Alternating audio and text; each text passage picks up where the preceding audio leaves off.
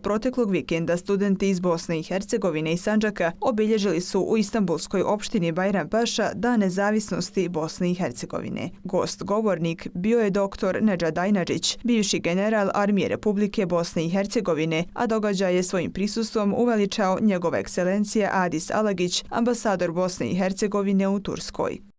Moramo govoriti o tom važnom datumu iz jednog prostog razloga što se pod broj 1 moramo podsjećati i pod broj 2 zbog toga što postoje zaista manje snage koje negiraju Dan državnosti, koje ne žele da ga slave i čak konstatovali smo i u diplomatskoj mreži da postoji jedan mali broj ambasadora koji je izrazio neposlušnost da obilježi Dan nezavisnosti po nalogu ministrice vanjskih poslova, dakle Bosne i Hercegovine.